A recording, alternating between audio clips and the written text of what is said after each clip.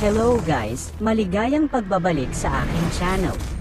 Gustong-gusto nyo bang gumawa ng Smurf account sa ML pero hindi nyo magawa dahil iniisip nyo na baka mawala ang download resources nito?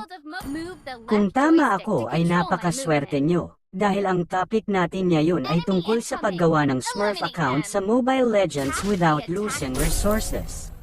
Ibig sabihin ay tuturuan ko kayong gumawa ng bagong account nang hindi na kailangang i-download ulit ang napakalaking resources. Dahil alam kong isa ito sa problema nating mga ML player, lalo na kung tayo ay nakadata lang. Kaya kung interesado kayo sa topic na ito ay siguraduhin tapusin ito hanggang huli para walang mamiss na step at maging matagumpay ang paggawa natin ng Smurf account. Pero bago natin simulan ay inaanyayahan ko muna kayong mag-subscribe sa aking channel. At sinisiguro ko sa inyo na bawat video na i-upload ko ay makakatulong sa inyo. Kaya kung nakasubscribe na kayo ay maraming salamat po at sisimulan ko na. Sa method na ituturo ko sa inyo ay gagamit tayo ng application na kung tawagin ay Parallel Space o mas kilala sa tawag na Clone App. Kaya kailangan muna nating pumunta sa Play Store para i-download ang app na to. Search lang natin ang Clone App. Then install natin itong second accounts na kulay white at violet ang logo. Actually pwede naman kahit ano ang piliin nyo dyan dahil pare-pareho lang naman ang mga yan. Pero dahil yan ang nakarekomenda at may pinakamataas na ratings kaya yan ang pinili ko. Sa oras na matapos ng mag-download ay open lang natin. Tapos i-click ang agree and continue.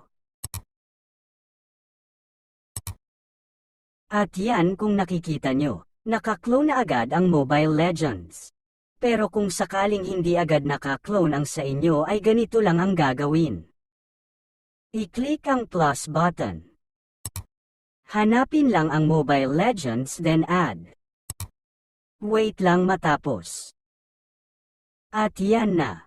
Ganun lang kadali.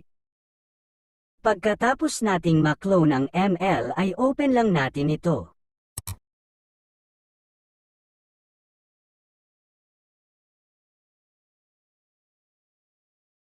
Paalala lang, bago kayo gumawa ng Smurf account ay siguraduhin yung nakakonect ang inyong main account sa kahit isa lang sa mga ito. Dahil kung gagawa kayo ng Smurf account tapos hindi nakakonect ang inyong main account sa kahit isa sa mga yan ay hindi nyo na ulit ito mabubuksan. Kaya kung hindi pa nakakonect ang main nyo ay i-connect nyo muna bago kayo gumawa ng Smurf. May mga video tayo tungkol dyan kung hindi nyo alam kung paano mag-connect. Ilalagay ko na lang ang mga link sa description ng video na to. At yan pwede na tayo mag-create character. Syempre joke lang. Hindi pa kayo makakagawa ng Smurf account kahit mag-create character na kayo. Dahil clone lang ang Mobile Legends app na inopen natin na yan. Kaya para makagawa na tayo ng Smurf ay pindutin lang natin itong switch account. Tapos i-login nyo lang ang main or other Smurf accounts nyo dyan. Ako yung Smurf account ko na lang ang gagamitin ko. Nakakonect siya sa Moonton kaya i-click ko itong Moonton account. Tapos ilalagay ko lang dito ang email at password ng Smurf ko. Blurred lang natin para sa seguridad.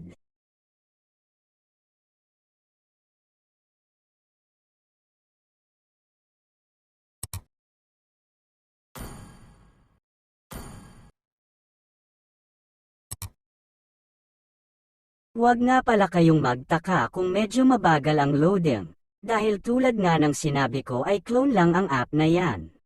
Pass forward na lang natin para hindi kayo mainip.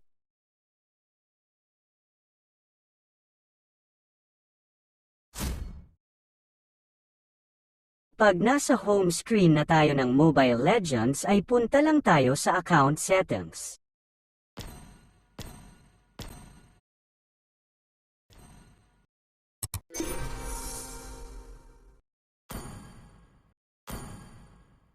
Kapag nandito na tayo sa account settings ay pindutin lang natin itong account center. Then disconnect all devices. Hintayin lang natin ang countdown bago i-confirm. Pagtapos na nating ma-disconnect all devices ay pwede na nating i-close ang clone app na ito.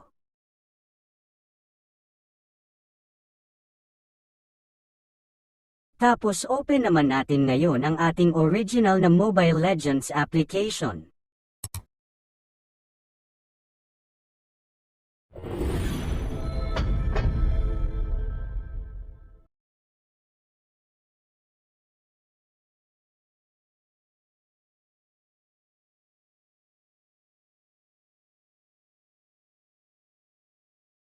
At yan kung napapansin nyo, create character.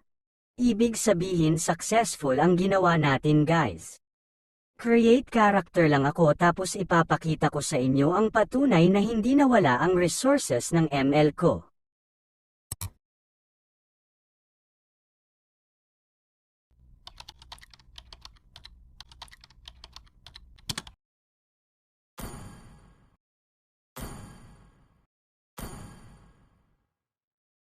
Fast forward ko na lang siguro ang practice na to para matapos agad at maipakita ko na sa inyo na hindi nawala ang resources ng ML natin.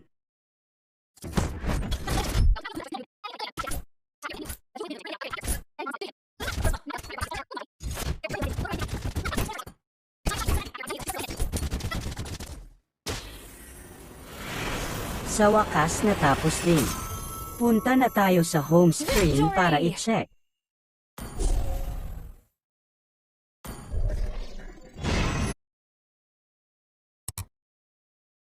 Kung nakikita nyo ay naka-check siya.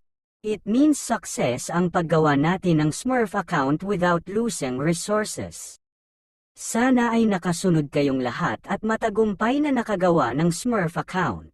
At kung may mga katanungan kayo ay huwag kayong mahiya, comment nyo lang yan sa baba para matulungan ko kayo. Bago ko tapusin ang video na ito ay gusto ko munang magpasalamat sa mga taong sumusuporta at susuporta pa lang. Sana ay dumami pa kayo. Kaya kung isa ka sa natulungan ng video na ito ay huwag ka na magdalawang isip mag-subscribe, dahil sinisiguro ko sa iyo na bawat video na i-upload ko ay makakatulong sa iyo.